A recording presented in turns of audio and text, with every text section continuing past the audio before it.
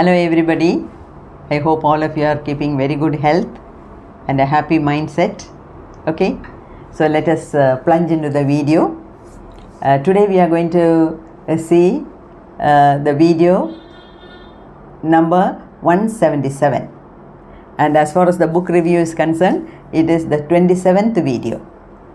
Okay, and here we are starting a new chapter, that is chapter number 7, having the title, The Tendency of the Subconscious Mind is LIFEWARD. Okay, let us see what it means. What do you mean by LIFEWARD? LIFEWARD means towards life. That is, our subconscious mind is always pushing us to live. It is not pulling us backward. It is pushing us forward.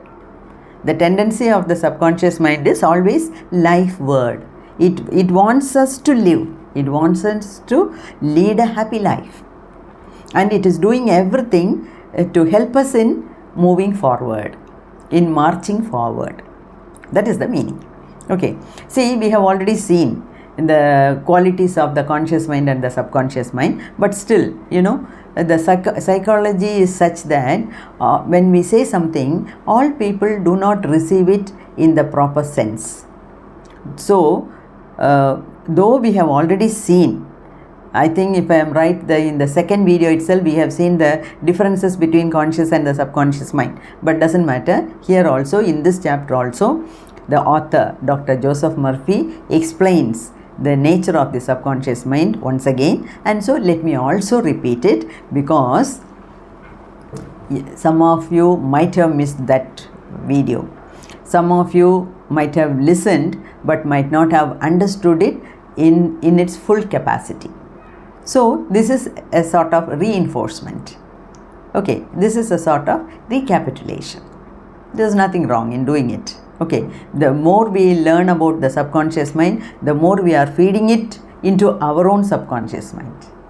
Okay, so that it comes out with its best. Okay, see, what are the qualities of the subconscious mind? See, we already know that our conscious mind is only 10%. It is 90% of our subconscious mind.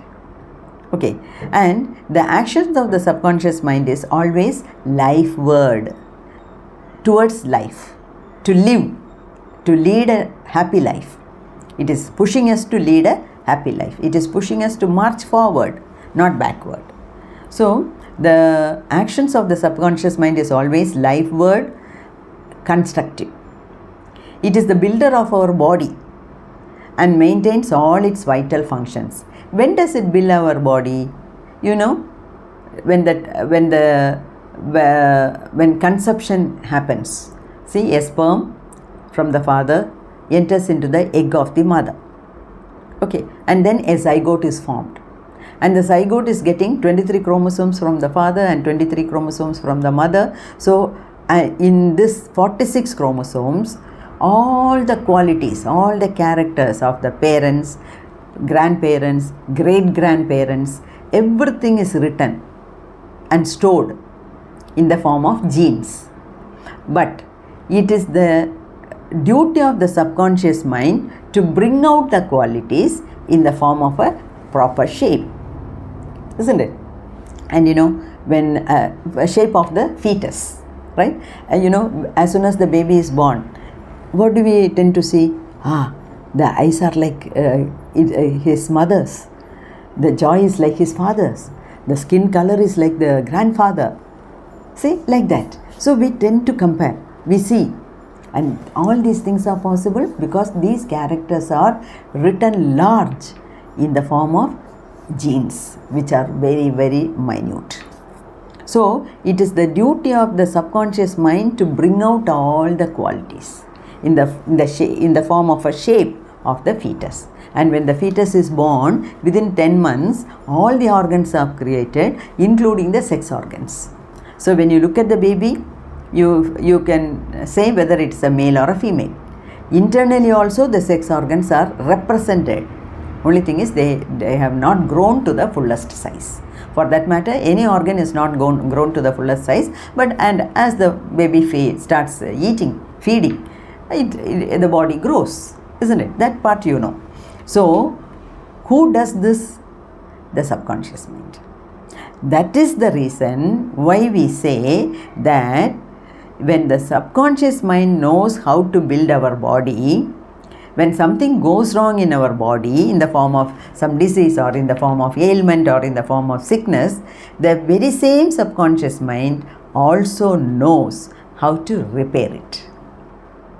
So, this also we have already discussed. So, when you get some small ailments, allow the subconscious mind to heal your body. Immediately don't go and pop up pills or take medicines. Allow your body to cure itself. And which part of the body does it? The subconscious mind. Okay, so it is the builder of the body and maintains all its vital functions. It never sleeps. It is 24/7 on the job.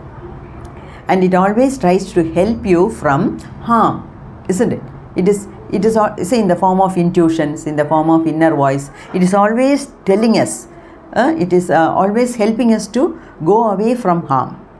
Okay, all our inspirations, aspirations and visions for the nobler life spring from the subconscious mind. See, it speaks to you in the form of intuitions, impulses, intimations, urges, ideas. See? And it always tells us to rise, transcend, grow, advance and adventure and move forward to greater heights. This is the very meaning of the word LIFEWARD. Okay, so the urge to love, to save the lives of others come from the depths of our subconscious mind.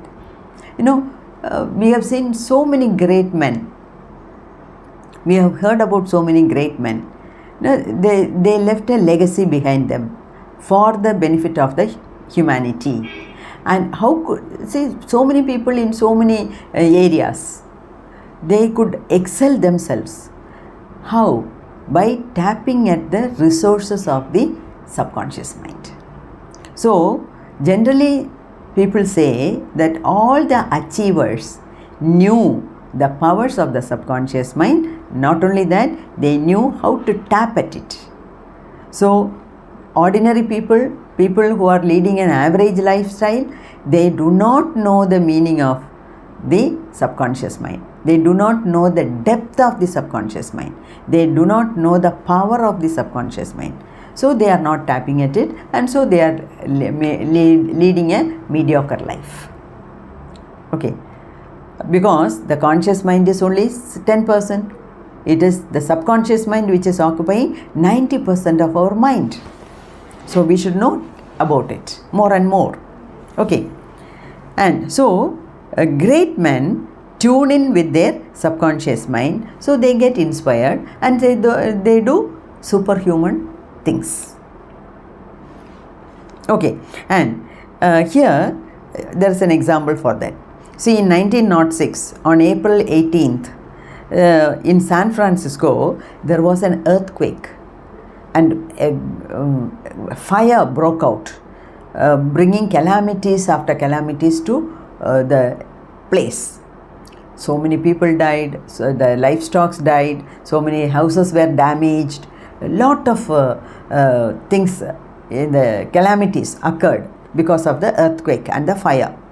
And you see, some of the crippled, confined to their bed for long time, some men, some people who have been confined to the bed for a long time because of their crippling limbs, hands and legs, they got up and performed the most amazing feats of bravery and endurance.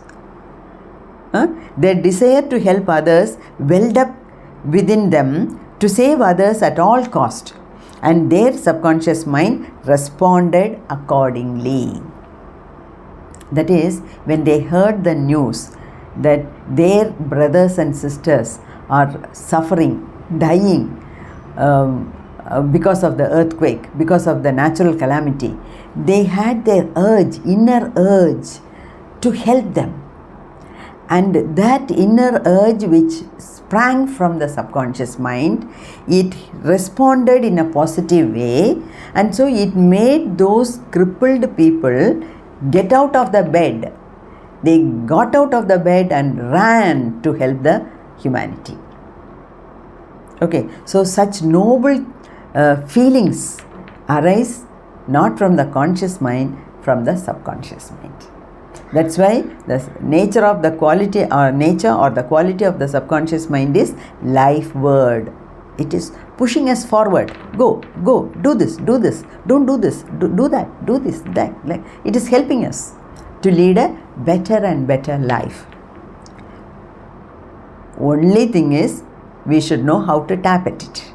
Okay, and there are two examples given by the author. One is Robert Louis Stevenson. Now, he lived from 1850 to 1894. He was a Scottish novelist, and I have also read a few novels. I think we heard it as in the middle class as non-detailed books, like Treasure Island, Jekyll and Hyde, like that. Many novel he had written, and see, before he went to sleep, that is Robert Louis Stevenson, before he went to sleep, he used to charge his subconscious mind with the task of evolving stories for him while he slept. So, all the great novels written by Stevenson were given or were the ideas given by his subconscious mind. So before going to bed, he used to give some task to his subconscious mind to keep some plot ready for the next novel, and the next day when he gets up, the novel is ready, the plot is ready. Like looking at a TV serial or a film, one after the other, scene by scene, it is coming in front of him, and he is making a note of it, and he is bringing it out in the form of a novel. How great it is, you see. So he said the intelligence of his deeper mind gave him stories piece by piece, scene by scene, like a serial. The subconscious mind will do so many great things which your conscious mind may not know anything about it at all.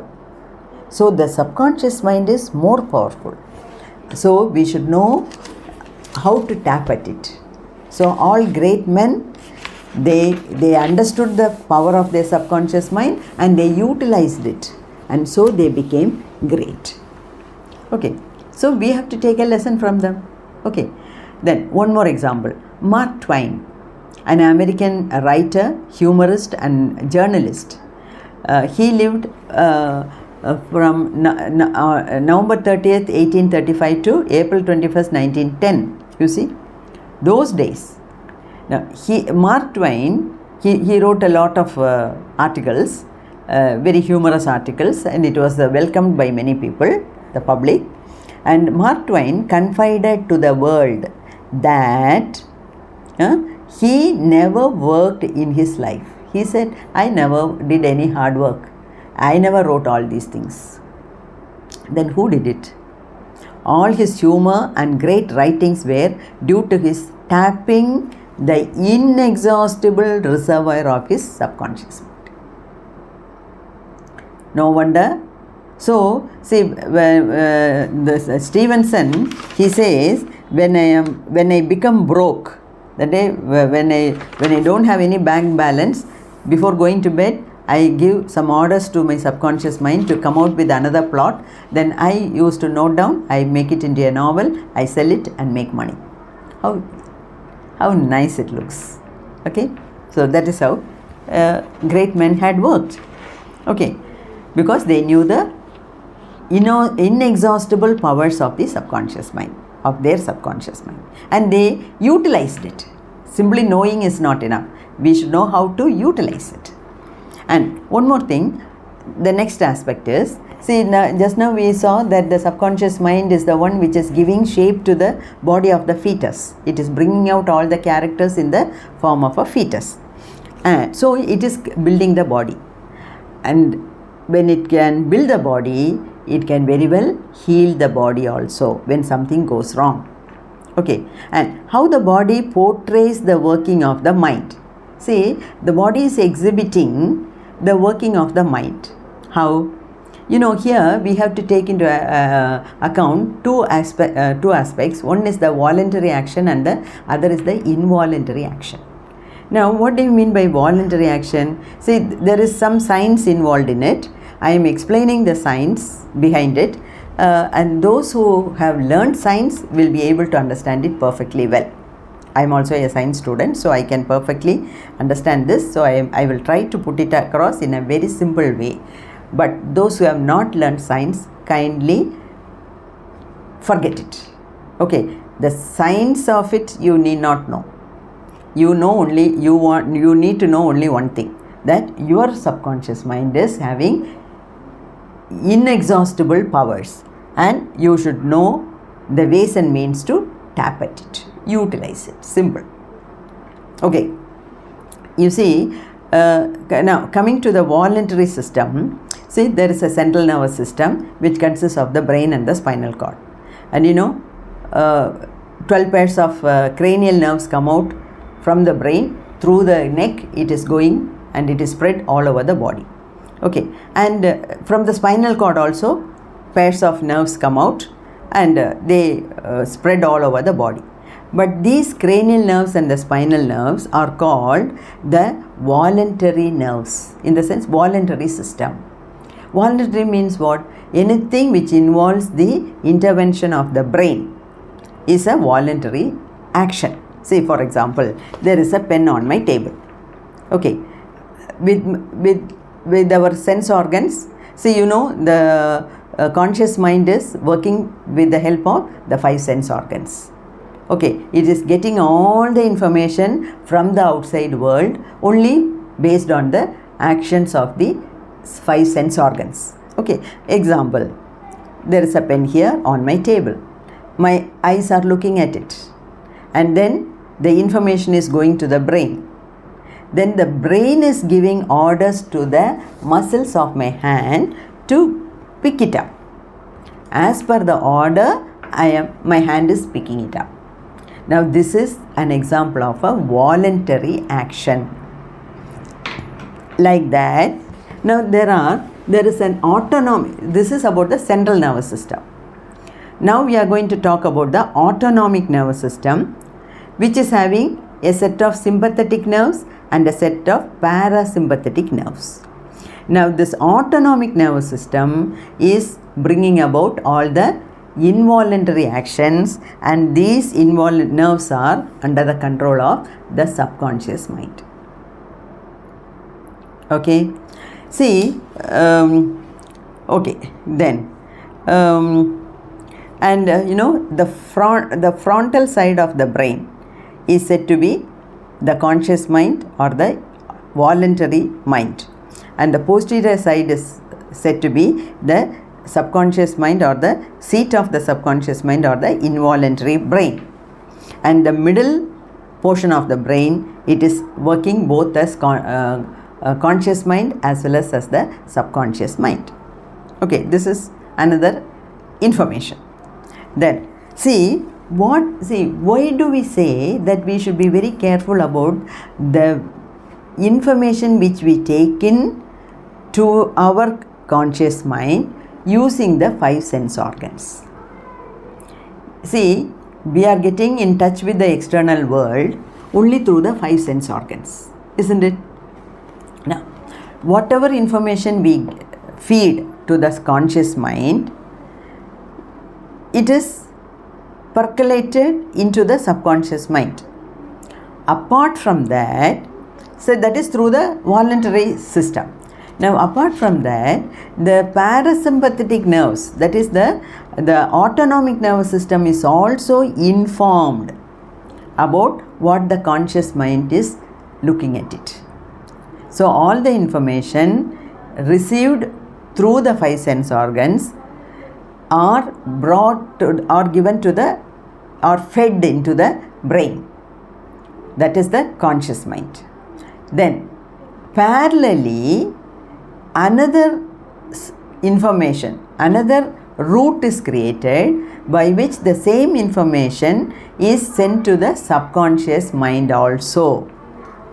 Okay, so our conscious mind grabs an idea, it creates a vibration in our voluntary system, and it creates similar currents in our involuntary system also, handing over the ideas to our subconscious mind. Okay, and this is how our thoughts become actions. Every thought accepted by your brain is sent. See, every idea which is received by the conscious mind, it is sent to the brain, as well as it is sent to the a part which is known as the solar plexus. Now solar plexus, it is known as the brain of the subconscious mind. Now it is behind the stomach, and it is a ganglionic mass, a mass of nerve cells. Okay, it is a ganglion which is known as the solar plexus, and solar plexus is very, very important because this is the representative or the brain of the subconscious mind. So one set of information is sent to the brain, and a copy of the same set is sent to the solar plexus also. Okay, and the solar plexus is also known as the abdominal brain because it is behind it is in the abdominal cavity, it is behind the stomach. Okay, this is how the unconscious mind supports the vital actions. And we have also seen that, if there is no conflict between the conscious and the subconscious mind, the action will come out in a better way. Okay, but if there is a conflict between the conscious and the subconscious mind, then no way of bringing the best out of it, because there is a conflict and the subconscious mind will not utilize its own powers. It will only listen to what it has been fed with.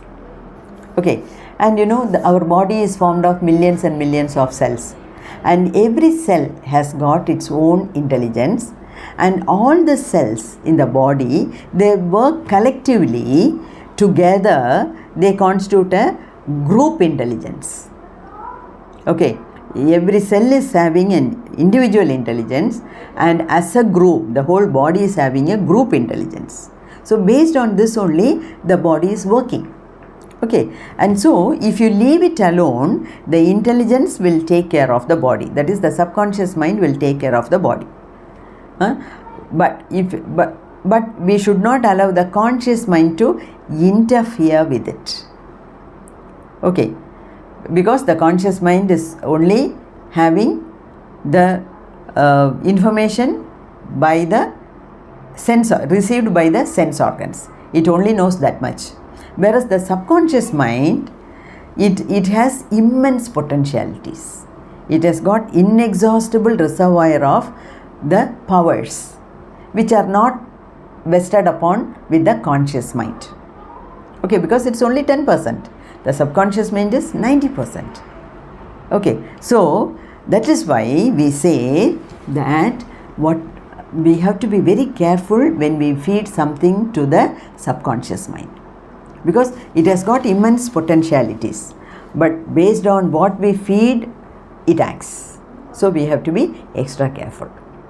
That's why we have been asked to see good things, listen to good things, eat only good food, and get acquainted only with good people, because all these things go into the conscious mind as well as into the subconscious mind through the 5 sense organs.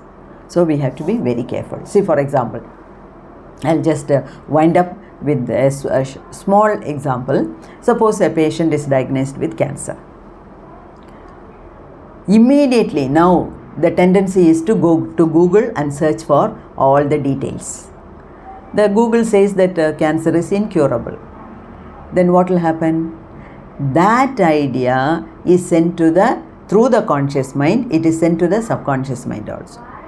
Then whatever be the medication the doctor is administering, say chemotherapy, radiotherapy, medicines coming from abroad, nothing will work on the patient because the patient is already fed, the subconscious mind of the patient is already filled with the wrong thought that it is incurable. On the other hand, suppose if this patient gets to know from so many people or reads a lot of articles where the cancer people have come out of their disease and they have achieved so much and they have lived for 20 years even after the cancer attack. No? When the patient listens to this, when the patient reads all these things, he is also developing a confidence that his disease is curable, because that is the signal which is given to the subconscious mind. Then the subconscious mind is very happy to cure. Okay, that is why we have to be very, very careful about what the input is given into our conscious as well as the subconscious mind. Though the nature of the subconscious mind is always life word. Okay, I hope you understand this. I hope you can make the best use of your subconscious mind. And the second half of the 7th chapter we will see in the next video. Okay, see you. Stay blessed. All the best.